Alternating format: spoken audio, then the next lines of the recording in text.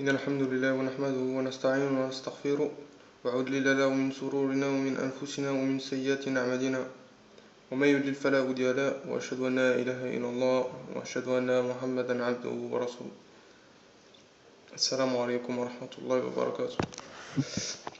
Assalamu alaikum mes frères et sœurs. Donc aujourd'hui je fais cette vidéo pour faire un petit rappel, Inch'Allah, pour moi-même ainsi que pour vous, et j'espère il sera profitable, Inch'Allah. Donc voilà, en fait le sujet de cette vidéo c'est par rapport à nous musulmans, comment devenir des vrais croyants, et pas faire partie des musulmans hypocrites, pour pas faire partie des hypocrites et pour devenir, Inch'Allah, des vrais croyants avec la permission d'Allah Azza wa Jal. Et qu'est-ce que ça implique d'être un vrai croyant? Qu'est-ce que ça implique d'être un hypocrite? Dans quelle situation on se trouve dans l'hypocrisie? Dans quelle situation on se trouve un vrai croyant? Donc voilà, je trouve que ce point c'est important que je l'aborde, Inch'Allah. Donc déjà, vu la situation actuelle dans le monde des musulmans, donc voilà, de la situation actuelle du monde, de notre état actuel. Donc déjà, il y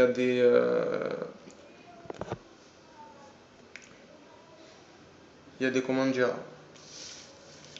il y a des calculs à faire, tout ça. Donc après, il y a des choses qui ressortent inévitablement, c'est-à-dire il y a des choses on peut pas se voiler la face, on peut pas dire ça c'est pas vrai, puisque dans la religion, dans le Coran et dans la Sunna, les hadiths sont clairs, les versets sont clairs, donc on ne peut pas nier ce qui est dans le Coran, on ne peut pas nier ce qui est dans la Sunna. Ceux qui ont nié et ceux qui nient ce qui est dans le Coran et ce qui est dans la Sunna, les hadiths, et qui cherchent des ambiguïtés et qui transforment et qui apostasient la religion, comme il y en a beaucoup qui le font, voilà non faire. Cela, c'est, voilà, comme vous savez mes frères et sœurs, il y a beaucoup de savants qui apostasient la religion et qui se sont alliés au kuffar, qui soutiennent le gouverneur kafir, qui ne juge pas par les lois d'Allah. Et voilà, donc que ce soit le comité de savants d'Arabie Saoudite qui sortent des fatwas pour l'intérêt de la famille royale, de leur intérêt, pour leur enrichissement personnel, pour l'argent. Donc déjà tout ça, tous ces savants-là, que ce soit les savants d'Arabie Saoudite qui prennent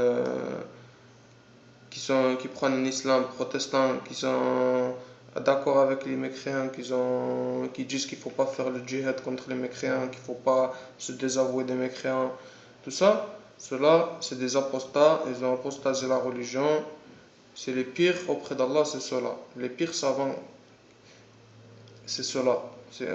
Aux yeux d'Allah, Azzawajal, c'est les pires des êtres humains, c'est eux. Ils sont pires que les mécréants encore, puisque eux ils connaissent la religion, ils trafiquent la religion, ils se servent de la religion, c'est des hypocrites. Donc, eux, ils nous gênent en rien. Les gens qui sont dans la bonne idéologie, qui sont dans la bonne compréhension de la religion, dans le bon dogme, ils n'ont pas à craindre des hypocrites.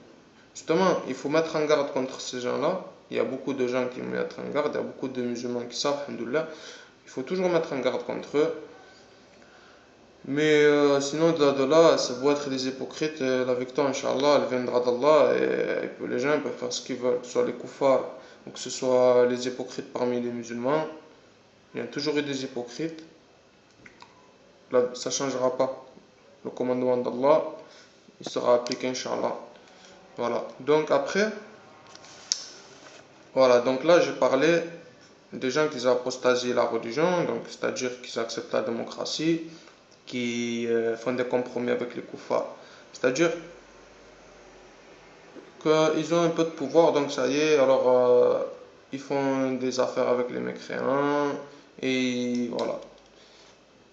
Juste, il y en a certains, ils n'ont pas beaucoup de pouvoir, mais on leur donne, les koufars, ils leur donnent juste un peu de pouvoir, alors voilà, ce qu'ils leur donnent, ça y est, ça leur paraît énorme, donc ça, ils apostasient la religion pour cette vie-là. Donc voilà, eux, ils ont apostasié, voilà, nous, on n'a pas se soucier de eux, voilà, c'est leur problème, ils rendront compte devant leur Seigneur qu'ils ne sont pas assumés et qu'ils ont apostasié. Donc maintenant, je vais parler de trois catégories de croyants véridiques. Ceux-là, c'est les croyants sincères dans leur engagement envers Allah, c'est les sincères. Ceux-là, personne qui peut dire eux ne sont pas sincères, puisque eux, leurs actes, ils témoignent de leur sincérité. Donc, la première catégorie de croyants sincères, c'est les martyrs.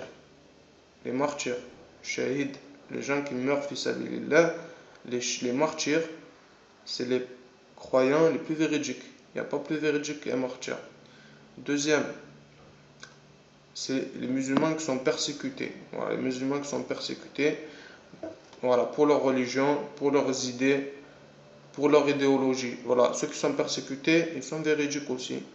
Voilà, parce que quand les mécréants ils vous persécutent, c'est parce qu'il y a une raison, c'est pas pour rien. Troisième catégorie, les prisonniers musulmans. Les prisonniers musulmans qui sont emprisonnés pour, pareil, pour leur religion, c'est-à-dire qu'ils sont emprisonnés pour les idées qu'ils ont, et que ce soit pour leurs idées, voilà, leur pratique de la religion, leurs idées, leur appartenance à n'importe quel à un groupe combattant ou voilà, qui prône une idéologie. L'idéologie, alhamdoulilah, moi que je soutiens et que certains frères soutiennent, donc voilà, moi je me cache pas. Moi, l'idéologie que je soutiens, c'est l'idéologie d'Al-Qaïda, voilà, je le cache pas. Alhamdoulilah, j'assume mes propos, j'assumerai toujours mes propos et j'espère, Inch'Allah, que ça ira plus loin que des propos. Voilà, donc, alhamdoulilah, donc voilà, ça c'est les trois catégories des croyants véridiques. Donc, mes frères et sœurs, si vous voulez savoir si vous êtes véridique, il faut obligatoirement, vous devez faire partie de ces trois catégories, les martyrs, les persécutés et les prisonniers. Voilà. Si vous faites partie de ces trois catégories, alhamdoulilah, c'est-à-dire, vous pouvez vous regarder dans une glace, vous pouvez dire, moi je suis musulman, alhamdoulilah. Parce qu'à l'heure actuelle des choses, dans tout ce qui se passe, dans comment ça se passe, si vous ne faites pas partie de ces trois catégories, je vous dis la vérité, mes frères et sœurs, il ne faut pas se voiler la face. Vous êtes, vous êtes tombé dans l'hypocrisie. Si vous n'êtes pas dans les trois catégories que j'ai stipulées, vous êtes tombé dans l'hypocrisie. Ça, c'est inévitable. Je n'ai pas dit que vous avez que les gens qui ne sont pas dans soit des martyrs, soit des persécutés, soit des prisonniers, c'était des apostats. Après, l'apostasie, c'est une autre chose. L'apostasie, faut faire les choses pour apostasier. L'apostasie, c'est une autre chose. Pas dit ça, j'ai dit hypocrite. Hypocrite, sachant que le prophète sallam, il a dit dans le hadith que celui qui meurt sans avoir eu l'intention, juste l'intention de combattre les koufars, il mourrait dans une branche de l'hypocrisie. Donc juste avoir l'intention, imaginez. Donc voilà. Donc il faut se remettre en question, Inch'Allah. Si vous voyez que vous n'êtes pas dans ces trois catégories de croyants, il faut revoir votre dogme de l'islam, il faut revoir votre compréhension, il faut revoir, voilà. Parce que sinon, c'est pas bon du tout. C'est-à-dire que, voilà. Même dans les pays de mécréants, par exemple les sœurs, moi je parlais des sœurs, les sœurs, il y en a certaines, elles font partie de ces trois catégories, des persécutées. Donc les sœurs qui portent le niqab dans des pays de koufar, elles sont persécutées. Donc c'est pas pour rien qu'elles sont persécutées, c'est parce qu'elles appliquent la religion et qu'elles veulent ressembler, elle va appliquer la sunna, elle va appliquer la religion, elle va appliquer ce qu'Allah il a prescrit dans le Coran. Donc c'est pour ça qu'elles sont persécutées par les koufars. Donc elles sont persécutées, donc alhamdoulilah, mes soeurs, si vous êtes persécutées, que vous mettez les tenues vestimentaires que les mécréants ils veulent pas que vous mettez, vous n'êtes pas hypocrite, alhamdoulilah, dans votre engagement. Vous, les femmes, Allah ne vous a pas demandé de faire le djihad, ne vous a pas demandé de prendre les armes contre les koufars. Vous, votre djihad, c'est de vous unir avec les croyants, d'enfanter, de faire le hajj et de bien élever vos enfants. C'est ça votre djihad.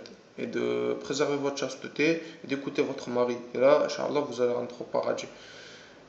On ne vous a pas demandé de faire le djihad. Vous, votre djihad, c'est ça déjà. Pour la femme, c'est ça votre djihad. Donc les sœurs qui mettent le niqab et tout ça, alhamdoulilah, elles sont persécutées, c'est pas pour rien. Après, nos frères qui sont prisonniers dans les pays de Koufar ou dans tous les pays de Koufar, parce que quand ce soit les pays du Maghreb, soit les pays arabes, pour moi, il n'y a pas de pays musulman en ce moment qui applique la charia, à part, comme je vous ai dit, voilà, les terrains de guerre, c'est pas l'Afghanistan ou tous les autres pays qui sont en guerre pour la religion. Sinon, voilà, tous les frères qui sont prisonniers, que ce soit en France, que ce soit au Maroc, voilà, comme les frères de Forzan al-Izza, les gens qui critiquent Forzan al-Izza, qui disent nanana, voilà, en tout cas, eux, c'est prisonniers pour la religion. Vous pouvez rien dire sur eux. Ils sont prisonniers pour la religion, ils ne sont pas prisonniers pour rien. Ils ne sont pas prisonniers parce qu'ils ont fait un braquage, ils ont vendu de la drogue, non. Ils sont prisonniers parce qu'ils ont une bonne idéologie de l'islam, ils ont un bon dogme de l'islam, ils ont appelé les gens à se réveiller, ils ont appelé les gens, voilà. Ils ont montré la fierté un peu de l'islam. Donc les koufars, ils ont prisonniers, ils ont mis en prison pour ça. C'est tout mes frères et sœurs. Donc voilà, sachez différencier les choses. Sachez, faites la part des choses, regardez tout autour de vous et vous allez comprendre la vérité. Voilà, après les martyrs, pareil. Le frère Mohamed Merah, rahimahullah, moi je parle là en Europe, après c'est rien par rapport dans les autres pays de guerre, il y en a tous les jours des martyrs. Mohamed Merah, pareil, le frère, vous pouvez dire ce que vous voulez. J'ai entendu des musulmans qui l'ont critiqué, des musulmans qui critiquent, alors que vous savez très bien dans notre religion, on n'a pas à critiquer quelqu'un musulman qui soit oppresseur ou qui soit oppressé, vous devez le soutenir. Et des frères, je ne les considère pas comme des frères. Moi, ils sont égarés, je ne les considère pas comme des frères. Voilà, comme je l'ai déjà dit dans la vidéo, dans une de mes vidéos, j'ai déjà dit, voilà, des gens qu'ils appellent à l'égarement, c'est pas mes frères en religion, rien à voir. Donc, ils ont carrément insulté le frère, ils ont dit que le frère, c'était pas dans la religion, ce qu'il avait fait, tout ça. Mouhim. Pour eux, ils pensent ça, ben, tant mieux pour eux. Moi, je dis que le frère Mohamed Warah, il est au paradis. Je dis que le frère Mohamed Warah, Inch'Allah, Allah, il lui fait miséricorde. Je dis qu'il est mort martyr, le frère Mohamed Warah. Voilà, il est mort martyr, c'est tout. Vous êtes content, vous n'êtes pas content, ça vous plaît ou ça vous plaît pas. Ce qu'il a fait, il l'a fait pour Allah, il est mort martyr. Il n'y a rien à dire sur ça. Voilà. Donc, voilà mes frères et sœurs. Et je voulais passer un message pour mes frères en islam. Moi, je vous dis un conseil, mes frères. Essayez de devenir meilleur. Tout le temps, il faut qu'on essaie de devenir meilleur. Soit dans notre apparence, dans tout. Dans notre vie de tous les jours. Comme j'ai fait des vidéos pour parler de ces désavoués du système, de ne pas être un esclave. Ça, c'est la base. Après, il y a tout qui rentre en compte. Il faut qu'on ait une apparence. Aussi, l'apparence, ça joue beaucoup. C'est pas dire l'apparence, faire une apparence comme là, des apparences, ils ont juste l'apparence, mais ils ont aucune notion de l'apostasie, ou ils ont aucune notion des choses qui les fait sortir de la religion. Moi, je parle pas de ça. Il faut avoir le bon dogme, la bonne compréhension, la bonne idéologie, la bonne pratique, mais il faut avoir la bonne apparence aussi. Faut avoir une apparence pour faire peur aux kuffars. Faut vouloir ressembler à nos frères des moujahid là-bas. Moi, je vous donne un conseil, mes frères. Il faut qu'on laisse pousser nos barbes, laisser pousser la barbe. Des grosses barbes, il faut avoir des grosses barbes, il faut avoir des longs cheveux, laissez pousser vos cheveux, laissez pousser vos barbes comme ça. Les kuffars, quand ils vont voir les musulmans comme ça, même dans leur pays de kuffars, ils vont trembler, ils vont avoir peur. Ils ont peur quand ils voient des gens avec des grosses barbes, des gros cheveux, ils vont avoir peur. Voilà, moi, personnellement, j'ai rasé un peu ma barbe, j'ai coupé mes cheveux. J'avais sorti, j'étais en prison, j'avais laissé une grosse barbe, j'avais mis une grosse barbe, j'avais les cheveux longs. Je les ai coupés, mais parce que j'avais un truc à faire, c'est pour ça, mais je vais les laisser pousser. Là, je ne coupe plus les cheveux. Voilà, bon, les cheveux, moi, je rase. Mais je donne un conseil à mes frères que ça ne les gêne pas d'avoir les cheveux longs. Laissez pousser vos cheveux et laissez pousser vos barbes. Et des grosses barbes et des longs cheveux. C'est comme ça, vous différenciez les koufars et vous faites peur aux koufars. Voilà. Et mes sœurs, voilà, qui mettent le niqab, si vous voulez mettre le niqab, que carrément une sœur, bon, moi je dis pour le niqab, c'est des sœurs qui sont vraiment, voilà, elles sont bon, elles ont un beau visage, beaucoup de visage, juste leur visage c'est une fitna. Mais vous pouvez mettre le niqab, vous sortez, voilà, mais sortez accompagné. Sinon vous allez faire contrôler, vous allez faire la misère encore. Donc, si vous êtes obligé de mettre le niqab, soit ton mari te force à mettre le niqab, ou toi tu veux mettre le niqab, ou non, tu le mets. Mais sois accompagné, c'est tout.